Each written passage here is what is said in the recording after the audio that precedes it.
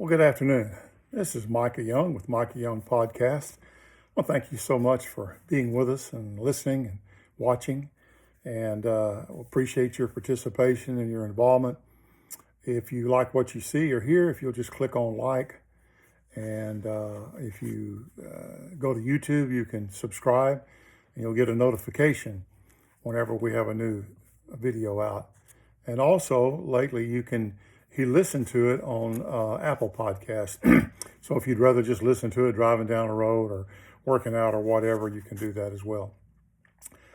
I want to just start on a very personal note today.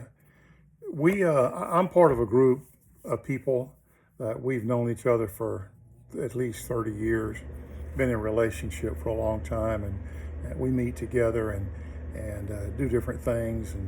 And last time we met together, or the time before last when we met together, we realized that we've known each other for a long time, but most of us, we've never really heard our story, about our life and what got us here. And so we began to take turns sharing our story, just how we grew up, whatever information that we wanted to share, particularly about when we met the Lord. And so as I began to think about that, I began to really have some difficulty with it, because it seemed as I went back and looked at my life, I looked at some things, my story became uncovered.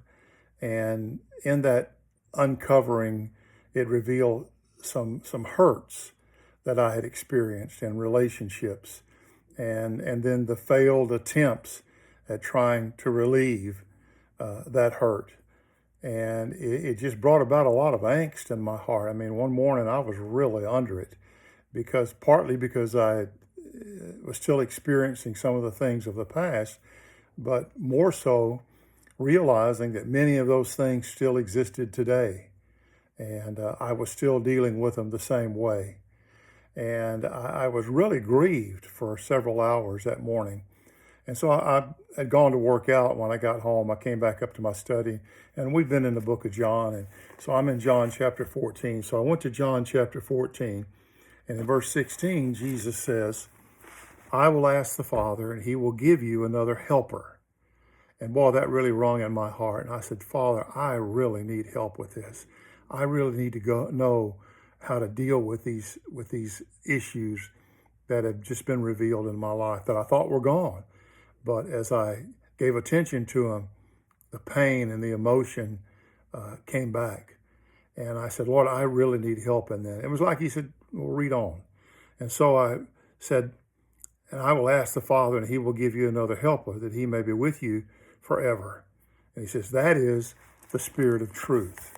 And all of a sudden, something just clicked. Something just hit me. And I've read this I don't know how many times, and done a lot of studies on it, and looked up the definition of truth. But here he says that I've given you someone to help you, and that someone is the Spirit of truth. He's there in you to give you the help, to be the helper, to come along beside you as you face life and as you deal with situations and circumstances. But I went back and I did a little deeper study on the word truth, and I found this definition, and boy, it was so relevant. It says, truth, the reality lying at the base of an appearance. Let me say that again. I think it was Vine's Dictionary of New Testament Words. It says, truth is the reality lying at the base of an appearance. And that really spoke a lot to me. Appearance is not the truth. It's what is behind the appearance that is the truth. We can have the facts by looking at the appearance of a circumstance or of a situation, but truth is what lies behind those facts and our assessment of those facts in our life. And I got to tell you, when he showed me that, when he revealed that definition to me, I knew exactly what he was trying to say to me. And I'm going to paraphrase it. It was like he was saying, you've seen the facts. Now you need to see the truth. You need to see the reality that lies behind the appearance. You know the facts of what happened to you. You know the facts of those relationships and the pain that was there. You know the facts of that, and it's still bringing grief and sorrow in your heart. But you don't know the reality behind all of that. And that's what I realized he was trying to show me, because that's exactly what I was doing. I believe that the appearance was the reality. I believe that my assessment of those experiences in my life, that was the reality. And even though it brought pain and discomfort and a lot of sorrow, you just got to get over it. And I came to realize, and just by that definition, that there is a truth behind those appearances. There is a truth, if you want to, behind the obvious. And that's what the Lord was saying, I want you to see. Now, the appearance, as we determine the appearance of something, it can be because of something we see. It can be of something we have felt. That's a big one. We feel something, and because we feel it, it has to be true. And so appearance can be what we feel. It can be what we reason, what we can think out. We look at a situation, we look at a circumstance, we look at a relationship, and we try to reason in our minds what really is going on there. All of that based on the appearance. But that's not the truth. The truth is what is behind the appearance. Now, I want to give you, I'm almost embarrassed to give you this illustration because it's so simple and so common, but it's one of the simplest, most practical illustrations of what I think he's trying to say to us here. This is a trick that I like to play with little kids. They're naive enough, they believe it. And so what I do is I take a quarter. And I take this quarter and I hold it in my hand. I said, now watch this. And I grab that quarter. And then I hold it up and I say, now blow on it. And so they blow on it and I go, it disappeared. And then I'll reach out behind their ear and pull out the quarter. And they're going, that is amazing. How did you do that? And their first impression is always, that appears to be an astonishing feat. You made that quarter disappear, and then you made it reappear behind my ear. And that's the example, I think. That's a picture of what we need to understand about the circumstances and the situations and the relationships in our life. There is an appearance. There is something that it looks like this, but the truth about it is what is behind. The truth behind this is the quarter didn't disappear. I just put it in another hand. You didn't see that. You didn't understand that until I showed it to you. But the truth is behind the obvious. It is behind the appearance. Another example of that is in creation. We see creation. We see everything that was created. And a person that is just in the natural looks at all the creation. A natural observer says, there's nothing behind this. It just happened. You know, some atoms and some molecules and some gas, and I don't know, I really don't give much time to try to understand it because it's such folly. But they look at natural, they look at creation, and they say, there is nothing behind that. Well, that's not true. That's an observation. That's the appearance and the conclusion that they've drawn. God says this about creation, that behind creation, there is a creator. He is behind the obvious appearance. And we see this in Romans chapter 1, verse 20. He says, for since the creation of the world, his invisible attributes, his eternal power and divine nature have been clearly seen, being understood through what has been made, so that they are without excuse. Here's what he says. All of creation is there to reveal a creator. It's the appearance, it's the obvious, but the truth of it is is there is a creator behind it that has created all of that, holds it in place by the power of his word. So that's a picture of seeing the obvious, seeing the appearance, but understanding that there's something behind it. We can draw facts from the appearance. We can draw facts from the obvious, but we only draw truth when we look at what's behind it, because behind it is God's perspective. We tend to determine what's real by what we see, or what we feel, or what we can reason out, or what is obvious, or what the appearance is. But the truth is, reality is found behind the appearance, because that's where God's perspective is found. In John 1, John tells us when Moses came, he came full of, to reveal the law. But when Jesus came, he came full of grace and truth. And what he says is Jesus came to reveal the reality, to reveal the truth behind the obvious, behind the appearance. Let me say that again. Jesus came to reveal the reality, the truth that's behind the appearance or the obvious. In the obvious, we have types, we have shadows, we have symbols, we have sacrifices, we have temples, we have priests, we have offerings, we have all of these tangible, obvious, apparent things. Just observing the obvious, just observing the appearance, one could easily conclude that these are all things that God's interested in, that God really wants from us, are these things. Jesus came to reveal the truth, the reality. He came and revealed the reality behind each one of those appearances. God wanted something different. He wanted a personal relationship.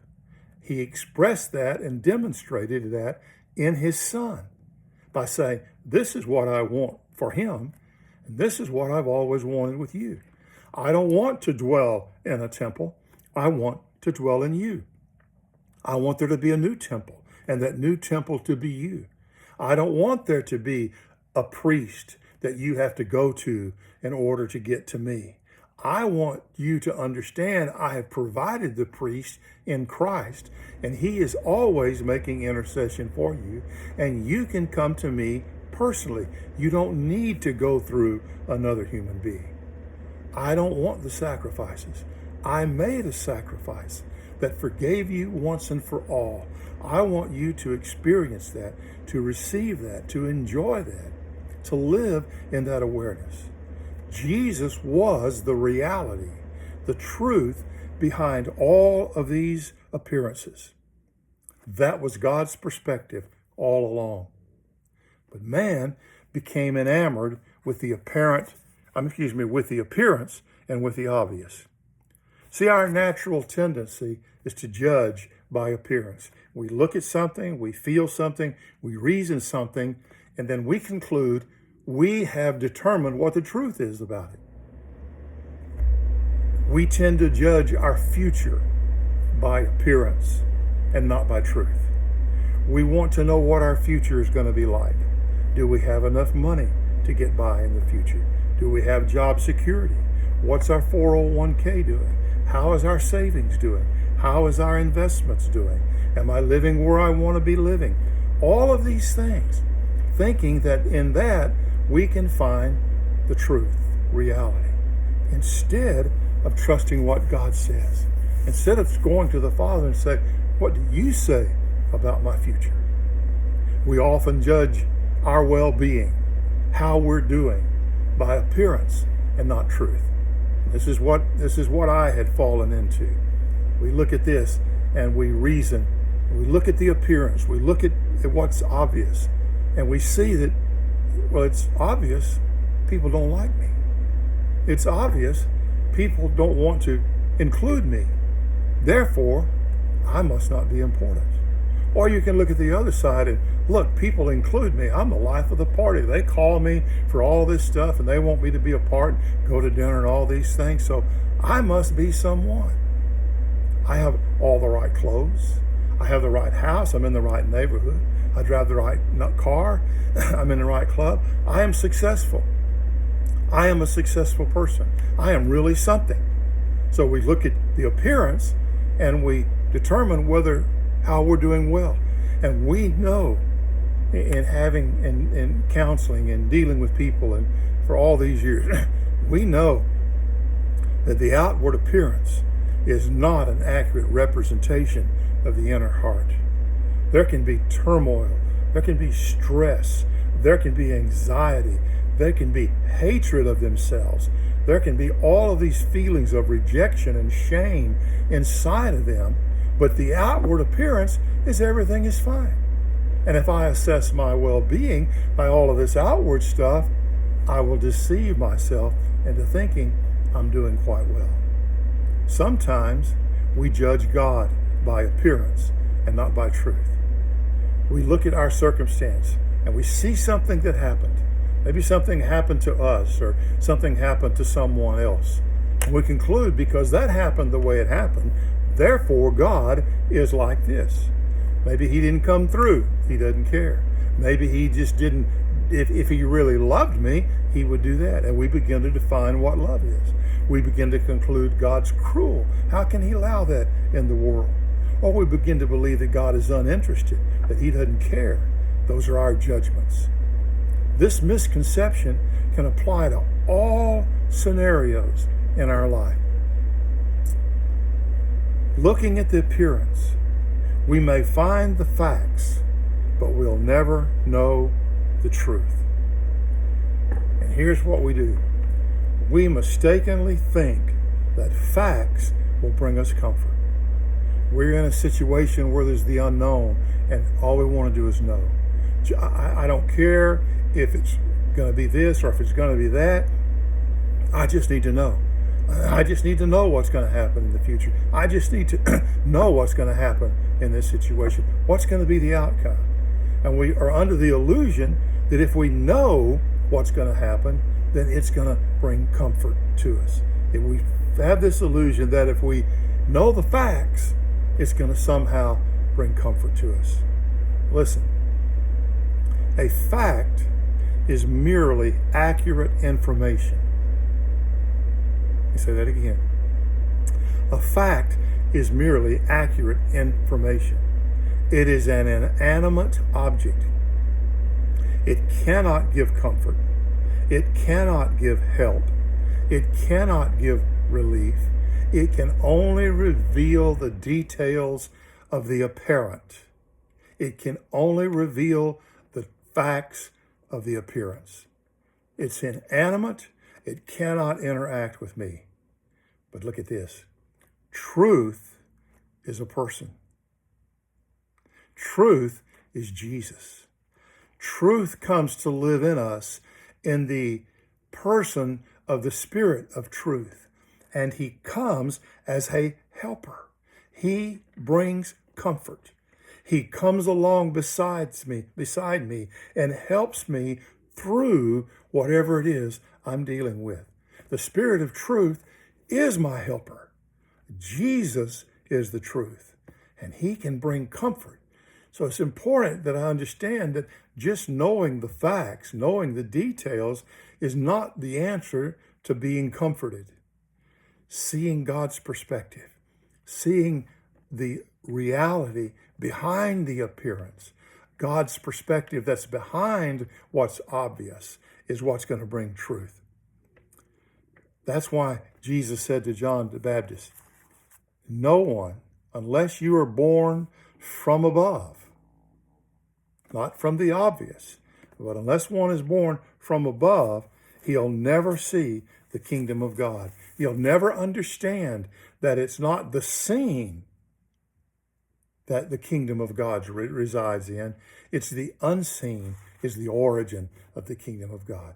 The helper doesn't reside in the natural and the seen. The helper resides in the unseen, the spirit of reality that lives inside of me. Now, let me give you a couple of practical applications. In Ephesians chapter 4, verse 15, it says, "But speaking the truth in love, we are to grow up in all aspects into him, who is the head, even Christ." But speaking the truth in love, we are to grow up in all aspects into him. He didn't say speaking the facts. He didn't say speaking accurate facts. We mistakenly believe that as long as we have our facts correct, we can say anything we want to anyone about anyone. Well, that's the truth. Well, that's just the truth. Well, that is true. I'm not lying. That's the truth. And we speak from appearance and not from reality. We speak from our perspective of the obvious and not from God's perspective, which is what's behind the obvious, what God is saying. Now, and as Christians, I mean, you say, well, we don't gossip. No, we share. We just share. I just want to. I just want to share with you. I'm really concerned about this, and I just want to share. And we think as long as what we share is accurate, it's okay. We think that's the truth. Listen, saying something about someone that is not true is not gossip. It's lying. Saying something about someone that's not true is not sharing. It's not gossip. It's lying. It's slander. Saying something about someone, even if it is factual, is gossip if it hurts someone's reputation. Gossip is speaking something, saying something something that may be accurate. It may be factual, but whenever I get through speaking it, the person I'm speaking it to, their estimation of the person that I was speaking about is diminished. They think less of that person. That's gossip. That's taking the facts, the information, and painting a picture that diminishes someone else's reputation or their worth before another person. But he didn't say speak the facts. He said speak from God's perspective. Listen, you don't need to be spiritual to point out flaws. You don't need to be a prophet to understand that people have issues and people are broken and people are flawed. You don't need to be spiritual to do that. The lost do that. The enemy does that. We don't need to be spiritual to point out flaws. Merely assessing by appearance does not mean that we've spoken the truth. We say things about people. We criticize people. You don't have to be spiritual. You don't need spiritual discernment to do that. That comes from the obvious, from how they act, how they dress, how they look, how they walk, how they talk, where they come from, what their heritage is. All of that comes from appearance. Instead of speaking from God's perspective, what does God say about this person? What does God say about this circumstance? He says, speak that. That's edifying. That builds us up. Merely assessing by appearance can very easily, very readily produce in us anxiety, shame, guilt, stress, worry, fear. It can even produce arrogance when we play that game. And that's exactly what I was doing. I was looking at the facts, but I didn't know the truth. I looked at these relationships. I looked at what took place in those relationships, and I felt unwanted. I felt unloved. I felt unaccepted. I felt left out. And it all began to come back as I looked at those appearances. And I realized much of that I was still experiencing 60 years later in these relationships. Now, I would interject myself into those groups. I would interject myself into those relationships by doing the things that would get me noticed, but I never felt welcome. I never felt invited. And I was still struggling with that. And I was looking at the appearance. I was looking at the obvious, making an assessment. And that assessment was, I'm not wanted. People just don't want to have a relationship with me. People don't want to be with me. And all of that from just looking at the appearance. But then the Father told me the truth behind the appearance. He told me the reality behind the appearance. And I'm going to paraphrase it. Here's what I felt like he said. As long as you're trying to as long as you're trying to obtain acceptance, approval, and being included in people's circle, you won't receive me and the approval that I have for you. Let me say it again. He looked at what was really going on behind the scenes. He looked at what was going on in my heart. And he says, as long as you keep trying to obtain acceptance, as long as you keep trying to gain approval, as long as you keep trying to be included in people's circle, you won't receive from me and the approval that I have for you. And then I remembered a verse in John chapter 5, verse 44. Here's what he says. He says, how can you believe when you receive glory from one another, and you do not seek the glory that is from the one and only God? Boy, that's what I was doing. I was looking for the glory that came by feeling wanted, feeling valued, feeling included in these relationships. And I wasn't getting it. I wasn't obtaining it.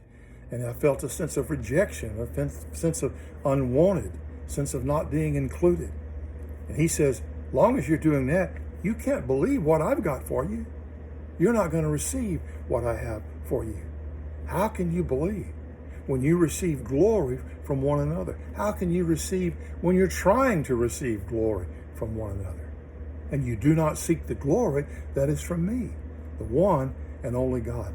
I've already provided glory for you. You are glorious.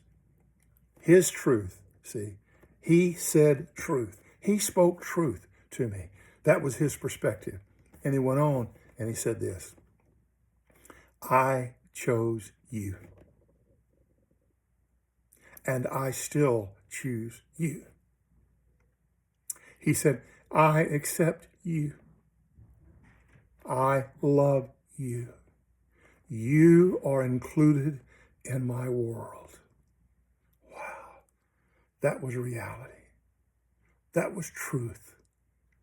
God spoke not the apparent, not the obvious, not the appearance, but he spoke his perspective, which was behind the appearance. And when that happens, embracing the truth, embracing reality behind the appearance will result in freedom. Isn't that what Jesus said in John 8:32? You will know the truth. You will know reality, and it will set you free. Not the facts, not the truth. You will know reality, and that is what will set you free. You will know my perspective, and that's what will set you free. And that is what will bring comfort. That is what will bring health to your hope and healthiness and wholeness and help to your life, because you will realize I'm walking this out with you. Let me give you an extreme example. You can tell a terminal patient the facts. You're going to die. You can give them the details. You're going to die next week. And I want to tell you something. That brings no comfort, because that's the obvious. But the Father, who has a reality behind the obvious, may come and say something like, but you are going to live with me forever. You will be complete. You will be whole. You will not be in pain. You will no longer suffer. You will be free from all of the shackles that earth has held you to. You will be free. That's the reality, would be the reality. And that would bring the comfort to someone who's facing that situation. One more verse in Ephesians 4:23. he says to be renewed in the spirit of your mind. Now, when he says, he didn't say, just say, be renewed in your mind. He talks about renewing our mind in other places. But here he says, be renewed in the spirit of your mind. That's bigger. It's not just being renewed in what you think. It's not just being renewed in the content of what you think. It's not just being renewed in the content of what you believe. But it says be renewed in the spirit of your mind. Also be renewed in how you think. Be renewed in how you think. We're so quick to make an assessment by the appearance and think that's truth. We're so quick to make a judgment by the obvious and think that's true. We're so quick to think if I can just get all of the information, all of the facts, and get it accurately, that's going to bring me comfort. That's usually the go-to. I think he's saying be renewed in the spirit of your mind. Don't be so quick to try to discover truth in appearance, but be quick to discover truth behind the appearance. Be quick not to just try to reason with your mind. And I know that's natural, and we have to stand against that. Don't be so quick to go down that trail. Be quick to recognize that I know where this is going. This is not going to comfort and help and reality. This is going to oppression and shame and condemnation and feelings of helplessness and hopelessness. I know where this is going. Be quick to say, "Oop, I'm not going down that trail," but rather, I'm going to go to the Father, and I'm going to ask him, Father, what's the truth behind the appearance that's here? Here's what I see. See, we spend all our time explaining the obvious to God. We spend all our time explaining the appearance to God. You think God doesn't know the details to all that? We think there's some bit of information about that God doesn't see clearly. Don't spend all our time explaining the appearance to the Father. Rather, go to the Father and say, Father, what do you say is reality behind this appearance? That will be my help. That will be my comfort. What a difference it's made. I cannot tell you. It was almost immediately. The release was there. The freedom was there. And I've been able to see it without all of that shame and without all of those feelings of rejection since then. All because the Father revealed what was true behind the scenes. I encourage you to embrace that and begin to practice that when you go into your secret place, when you go into your quiet place. Spend less time explaining the details between all of your circumstances and spend more time asking him to reveal what's the truth behind the appearance, what's the reality behind the obvious. And that's what will bring you hope in your life. God bless you.